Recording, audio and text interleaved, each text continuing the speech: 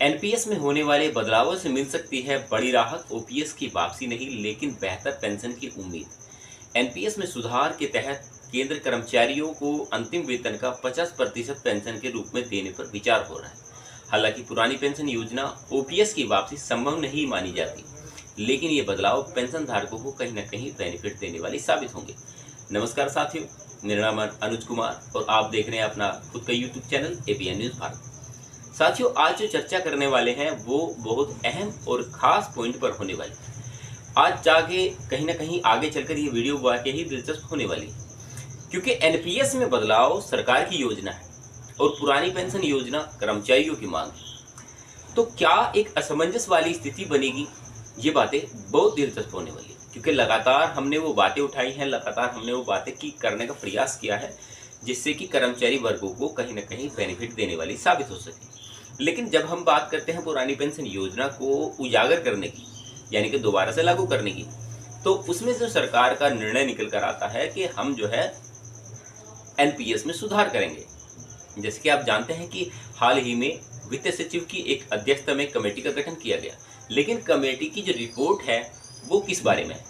वो केवल और केवल एनपीएस के सुधार करने के बारे में है, या उनमें कुछ ऐसा पॉइंट लाने का प्रयास किया जा रहा है सरकार के द्वारा जिससे कि आम नागरिकों को यानी कि कर्मचारियों को किसी न किसी प्रकार से बेनिफिट साबित हो सके। तो चर्चा करते हैं और जानते हैं इसका जो संपूर्ण डाटा है वो क्या होने वाला। साथियों, केंद्र कर्मचारियों के लिए एक बड़ी खबर हो सकती है। जहां तक पुरानी पेंशन योजना ओपीएस की वापसी संभव नहीं मानी जाती, वहीं दूसरी ओर राष्ट्रीय पेंशन प्रणाली यानी कि एनपीएस में महत्वपूर्ण बदलावों पर विचार किया जा रहा है।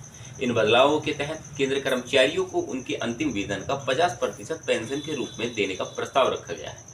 यह कदम पेंशन विसंगतियों को दूर करने और कर्मचारियों के असंतोष को कम करने का उद्देश्य से उठाया जा रहा है। हाल ही में वित्त मंत्रालय की तरफ से वित्त मंत्री निर्मला सीतारमण ने पेंशन के मुद्दे पर अध्ययन और सुझाव देने के लिए वित्त सचिव टीवी सोमनाथन की अध्यक्षता में समिति का गठन किया था।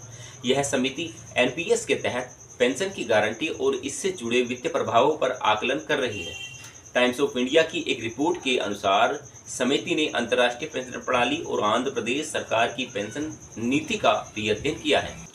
अगर हम बात करें तो पुरानी पेंशन योजना ओपीएस के तहत कर्मचारियों को अंतिम वेतन का आधा हिस्सा पेंशन के रूप में मिलता था, जबकि एनपीएस में कर्मचारी अपने मूल वेतन का 10% योगदान करते हैं और सरकार इसमें 14% जोड़ती है।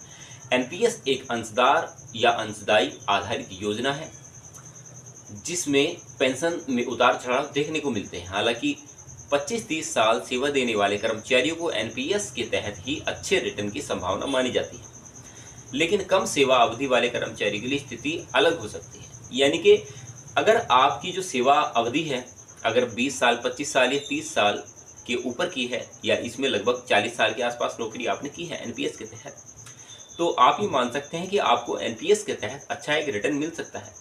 लेकिन आपकी जो सेवा अवधि है, मान लीजिए आप जो है 25 साल या 30 साल में नौकरी लगे और आपने 10 साल, 15 साल या फिर 20 साल नौकरी की है, तो आपको इतना अच्छा रिटर्न एनपीएस के अंदर नहीं मिल पाएगा। ये सरकार ने पहले ही क्लियर कर रखा है। तो उन लोगों को नौकरी के दौरान जो अपनी आधी उम्र में आकर नौकरी में लगते हैं, उन लोगों की स्थिति सामने खड़ी होती है कि एनपीएस के तहत हमें जो सही पेंशन नहीं मिल पाती। जितना आपका अंशदान होगा, जितना आपका उसमें योगदान होगा, उसी के आधार पर आपको पेंशन मिलेगी।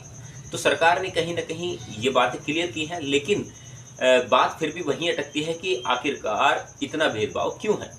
सरकार वित्तीय स्थिरता सुनिश्चित करने के लिए एक समर्पित निधि बनाने की योजना पर भी विचार कर रही है, जो कॉरपोरेट सेवानिवृत्ति लाभों के समान होगी। इस उद्देश्य से पेंशनभोगियों को बेहतर सुरक्षा और वित्तीय जिम्मेदारियों के बीच संतुलन बना रहेगा। हालांकि पुरानी पेंशन योजना की वापसी पर भी काफ़ी सवाल उठाए जा रहे हैं, लेकिन एनपीएस में किए जाने वाले बदलाव कर्मचारियों के लिए राहत भरे साबित हो सकते हैं। अगर यह प्रस्ताव लागू होते हैं तो केंद्र कर्मचारियों को पेंशन बेहतर तरीके से भविष्य की सुरक्षा की गारंटी मिल सकती है। अब सभी की नज़रें इस बात पर टिकी हैं कि सरकार कब तक इसे और कैसे इन बदलावों को लागू कर पाएगी। साथियों, अगर हम इसके दूसरे पहलू पर बात करते हैं तो पहले मैं आपको थोड़ा सा एक सार बताना चाहूँगा। बतौर डॉक्टर मंजीत पटेल, सरकार पर आर्थिक बोझ को कम करने और पेंशन के लिए मार्केट से व्यवस्था करने से उद्देश्य से 1/1/2004 से पुरानी पेंशन व्यवस्था को त्याग कर नेशनल पेंशन सिस्टम को अमल में लाया गया। पश्चिमी बंगाल को छोड़कर सभी राज्यों में अलग अलग रूप से इस नई पेंशन व्यवस्था को लागू कर दिया गया। पिछले 7-8 वर्षों से इस व्यवस्था के खिलाफ राज्यों और केंद्र के बड़े बड़े आंदोलन चलाए जा रहे हैं। देश में पुरानी पेंशन बहाली को लेकर बहस छिड़ी हुई है। सरकारी कर्मचारी संगठन केंद्र पर लगातार दबाव बनाए हुए हैं कि उन्हें गारंटीकृत पुरानी पेंशन सिस्टम ही चाहिए। वित्त मंत्रालय की कमेटी 15 जुलाई स्टाफ साइड JCM के प्रतिनिधियों से चर्चा भी कर चुकी है। उस चर्चा में सरकार की तरफ से जो बातें कही गई उन पर कर्मचारी संगठन सहमत नहीं दिखाई पड़ा। दरअसल सरकार केवल NPS सुधार की बात करती है, जबकि कर्मचारी संगठन OPS की मांग करते हैं। National mission for old pension scheme Bharat के राष्ट्रीय अध्यक्ष डॉक्टर मंजीत सिंह पटेल, जिन्होंने इस मामले में सरकार को कई सुझाव दिए, वे कहते रहे हैं कि कर्मचारियों को गारंटीकृत पुरानी पेंशन सिस्टम ही चाहिए। उन्होंने सरकार को वह फॉर्मूला भी सुझाया किस तरह से सरकार जो है NPS को OPS में बदल सकती है। पटेल कहते हैं कि अगर NPS में OPS वाले स्पष्ट फायदे मिल सकते हैं तो नाम से क्या मतलब है। पेंशन स्कीम का कोई भी नाम रखा जा सकता है। उनमें सरकार को एक ऐसा सुझाव दिया जिसमें NPS को OPS में बदलकर केंद्र सरकार हर साल 1 लाख करोड़ रुपए के राजस्व को वापस कर सकती है। डॉक्टर मंजीत सिंह पटेल सरकार पर आर्थिक बोझ को कम करने और पेंशन के लिए मार्केट से व्यवस्था करने के उद्देश्य से 1/1/2004 से पुरानी पेंशन व्यवस्था को त्याग कर नेशनल पेंशन सिस्टम को अमल में लाया गया। पश्चिमी बंगाल को छोड़कर सभी राज्यों में अलग अलग समय पर इस नई पेंशन व्यवस्था को लागू किया गया। साथियों, कुछ राज्यों के बारे में बात करते हैं। कुछ राज्यों ने यथा सिक्किम, नागालैंड, पंजाब ने इस मामले पर कमेटियां गठित कर दी और कई राज्यों ने यथा हिमाचल, झारखंड, राजस्थान आदि ने ओल्ड पेंशन को फिर से लागू कर दिया। आंदोलन के बढ़ते दबाव के चलते केंद्र सरकार ने पिछले वर्ष 2023 के अप्रैल में NPS की रिव्यू के लिए एक कमेटी गठित की। इस बीच यह बहस छिड़ गई कि पुरानी पेंशन देश की अर्थव्यवस्था पर भारी हो सकती है और यह राज्यों को दिवालिया बना सकती है। National mission for old pension scheme Bharat के राष्ट्रीय अध्यक्ष के अनुसार अब यह समझने की जरूरत है कि नई और पुरानी पेंशन व्यवस्था मूलभूत अंतर है। पुरानी पेंशन में JCF के नाम से मिनिमम 7% अंशदान लिया जाता था। इसे कर्मचारी अपनी मर्जी से बेसिक सैलरी के बराबर कटा सकता था। इस हिस्से का सरकार पर ब्याज की गारंटी थी। कर्मचारी अपनी सुविधानुसार यह पैसा निकाल सकता था। सेवानिवृत्ति पर यह पैसा पूरा उनको एक मुश्त मिल जाता था। सेवानिवृत्ति पर उसे अंतिम सैलरी 50% पेंशन के रूप में अलग से महीने दर महीने मिलती रहती थी। यह पैसा DA के कारण बढ़ता रहता था। ये पेंशन पे कमीशन पर लाभ की पेंशनर को मिलता था। अब जो व्यवस्था की गई इसमें JCF की तरह ही लेकिन 10% CPF के रूप में कटौती की जाती है। सरकार भी अपनी तरफ से 10% के मुकाबले 14% का अंशदान देती है। इसे LIC, UTI और SBI शेयर मार्केट में निवेश किया जाता है। साथियों, संदर्भवादी विचारधारा की बात करें तो पटेल बताते हैं कि हालांकि इस पैसे पर ब्याज की कोई गारंटी नहीं दी जाती। सेवानिवृत्ति पर जितना भी कॉर्पोरेट इकट्ठा हो जाता है उसका 60% फंड के रूप में कर्मचारी को दिया जाता है। 40% फंड उनको पेंशन के रूप में, एन्युटी के रूप में लगाना पड़ता है। अब समस्या ये है कि जिन कर्मचारियों को रिटायरमेंट 25-30 साल की नौकरी के बाद होगा उन्हें तो ठीक ठाक पेंशन मिल जाएगी, लेकिन जिनका रिटायरमेंट 15 से 20 साल होगा उनको नौकरी में व्यवधान होते रहेंगे। उनके लिए NPS व्यवस्था अभिशाप बन गई है। वह इतनी नौकरी में कॉर्पोरेट बहुत कम बन जाता है। इसके 40% पर पेंशन तो और भी कम बन जाती है। इस कारण खासकर राज्यों में लोगों को 2000 से लेकर 3000 रुपये की पेंशन ही मिल पाती है। विरोध का यह प्रमुख कारण भी है।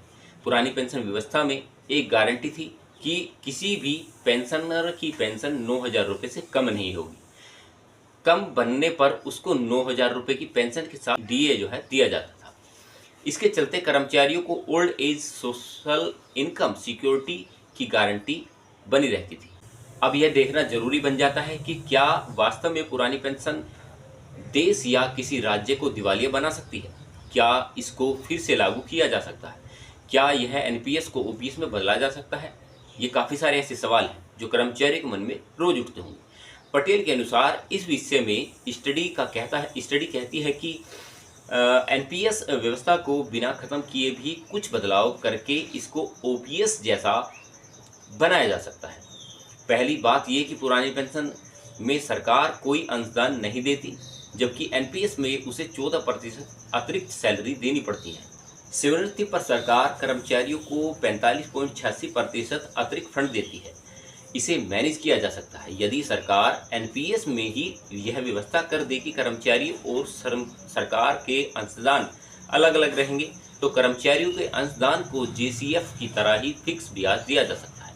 यह सुविधा भी कर दी जाए कि कर्मचारी अपने अंशदान को 10% से बढ़ाकर 50% तक कर सकते हैं, तो फिक्स ब्याज के चलते सभी कर्मचारी अपने अंशदान को 2 से 4 गुना बढ़ा सकते हैं, जो मार्केट की लिक्विड और इन्वेस्टमेंट को अप्रत्यक्ष रूप से बढ़ा सकता है। चूँकि अब तक 20 वर्ष में एनपीएस का रिटर्न हमेशा जीपीएफ से ज़्यादा रहा है, तो कर्मचारियों के अंशदान पर 7% की गारंटी देना भी कोई बड़ी चुनौती नहीं है। बैंक को ऐसा करना भी चाहिए, क्योंकि देश भर के 85 लाख कर्मचारियों में से उन्हें तकरीबन 6,000 करोड़ रुपए हर महीना मिलते हैं। यह एक बहुत ही बड़ी बात है। अगर ये बंद हो जाएगा तो बैंकों का चलना मुश्किल हो जाएगा। रिटायरमेंट का कर्मचारी को कुल कॉर्पोरेट का 60% फंड दिया जाता है, उसकी ज़रूरत नहीं रहेगी, बल्कि कर्मचारियों को केवल उतना ही पैसा वापस मिलेगा। ऐसा करने से सरकार के फंड में लगभग 45.86% की अतिरिक्त बचत होगी। इससे पेंशन फंड एन्युटी के लिए इस्तेमाल किया जा सकता है। दूसरा यह कि कर्मचारियों को सेवानिवृत्ति के बाद 50% पेंशन कैसे दी जाए, यह भी ज़्यादा मुश्किल काम नहीं है। एनपीएस में हम देखते हैं कि सरकार हर महीने 14% अतिरिक्त सैलरी का अंशदान करती है। 30 वर्ष की नौकरी के दरमियान हम पाते हैं कि अंशदान का लगभग 11% रिटर्न के आधार पर इतना हो जाता है कि उसे ही ओपीएस के बराबर पेंशन दी जा सके। अगर सरकार अपने अंशदान से ओपीएस के बराबर पेंशन देने की व्यवस्था कर दे, तो यह कॉर्पोरेट उसके पास वापस ही आ जाएगा, जबकि एनपीएस में दोनों अंशदान अंततः कर्मचारियों और उनके परिवार को चले जाते हैं। इस तरह हम पाएंगे कि जो पैसा सरकार किसी कर्मचारी की पेंशन के रूप ले पूरी नौकरी के दरमियान कंट्रीब्यूट करती है, वो रिटायरमेंट पर सरकार को एक मुश्त वापस मिल सकता है। यह प्रक्रिया एक ऐसा साइकिल का निर्माण करेगी जिससे एक परमानेंट पेंशन फंड तैयार हो जाएगा। सबसे बड़ी बात यह होगी कि किसी भी पेंशनरों की मृत्यु के बाद अगर उसका स्पाउस जिंदा है तो उसको अंतिम पेंशन का 60% ही पेंशन फैमिली फंड के रूप में देना पड़ता है। अगर हम भारत की जीवन प्रतिशत के हिसाब से देखते हैं तो देख पाते हैं कि केवल 30% लोग ही सेवानिवृत्ति के बाद 70 वर्ष या उससे अधिक जीवित रह पाते हैं। उन्हें इस पर आधारित पेंशन का खर्च करना पड़ता है। ज़्यादातर मामलों में यह खर्च सालाना कम होता है, क्योंकि हर वर्ष कुछ पेंशनरों की मृत्यु हो जाती है। साथियों, केंद्र सरकार में नौकरी करने वाले कर्मचारियों के मामले में सेवानिवृत्ति लगभग 30 वर्ष की नौकरी के बाद ही हो पाती है, इसलिए उपयुक्त कॉर्पोरेट की दिक्कत नहीं आती। बहुत से राज्यों में नौकरी के लिए 40-45 वर्ष तक नौकरी पाने के लिए छूट दी गई है। अतः कर्मचारी अधिकतम आयु पर नौकरी पाते हैं, जहां कम नौकरी के बाद सेवानिवृत्ति पर कॉर्पोरेट भी बहुत कम बन पाता है। हालांकि राज्यों में 50% पेंशन के लिए उन राज्यों में अलग अलग सेवा वर्षों की सेवा का प्रावधान भी किया गया है। जैसे अगर हम बात करते हैं तो राजस्थान में 25 वर्ष, उत्तर प्रदेश में 20 वर्ष, छत्तीसगढ़ में 33 वर्ष आदि हैं। इससे कम नौकरी होने पर उसी अनुपात से कम पेंशन का प्रावधान भी दिया गया है।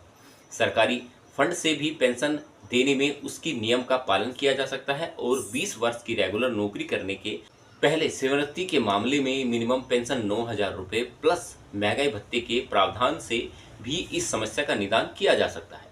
इसे सरकार पर भी कोई खासा भार नहीं पड़ेगा। डॉक्टर पटेल बताते हैं कि एक स्टडी के मुताबिक ऐसा करने पर सरकार को वर्ष 2023 से प्रतिवर्ष 1 लाख करोड़ रुपए तक की वापसी मिल सकती है। साथियों, मैंने वे आपको सभी टॉपिक या सभी बातें बताने का प्रयास किया जो कहीं ना कहीं सरकार को बेनिफिट देने वाले साबित हो, जिससे अगर सरकार को बेनिफिट होगा तो सीधा सीधा कर्मचारी को बेनिफिट हो सकता है।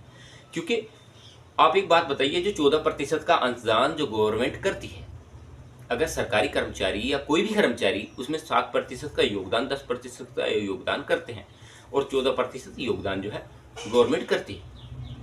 एक तो वो जो 14% का योगदान है वो सीधा सीधा कर्मचारी फंड में चला जाएगा, यानी कि सीधा आप उसे ट्रांसफर कर सकते हैं। एक तो ये बेनिफिट है। और जो नौकरी की जो अवधि रखी गई है, कुछ राज्यों में 30 साल है, किसी में 40 साल है, किसी में 35 साल है, इसमें जो नौकरी में छूट दी जाती है वो कहीं ना कहीं वहाँ जहाँ आपकी उम्र 60 वर्ष हो जाती है तो आपको वहाँ सेवानिवृत्त किया जाता है। तो वो एक अवधि बहुत कम सीमा में हो पाती है। तो उससे क्या होगा कि जो आपका पेंशन फंड बनेगा वो बहुत कम बन पाएगा। तो यही सबसे बड़ा कारण है, एनपीएस की दुर्भाग्य मान सकते हैं कि आपको जो पेंशन है वो 1000, 2000, 3000 मिल पाती है। जिनका अच्छा खासा नौकरी है वो अच्छा खासा रिटर्न पा पाते हैं, लेकिन जिसकी नौकरी कम अवधि की है उसे अच्छा खासा रिटर्न नहीं मिल पाता। तो वो लोगों के लिए कुछ ना कुछ बेनिफिट हो सकता है। तो सरकार इस पर विचार करे, और विचार तब करेगी जब आप ये वीडियो शेयर करेंगे और चैनल सब्सक्राइब करेंगे। तो चैनल सब्सक्राइब करना बहुत जरूरी है, क्योंकि जो भी बातें मैं बताने का प्रयास करता हूँ डेली के डेली वो अपडेट लाने का प्रयास करता हूँ जो कहीं ना कहीं आपको बेनिफिट देने वाली साबित हो। चैनल सब्सक्राइब करें और वीडियो को शेयर करें। चलिए साथियों, मिलते हैं आपसे ऐसे ही नॉलेजेबल मुद्दे के साथ। तब तक के लिए नमस्कार, जय हिंद, वंदे मातरम।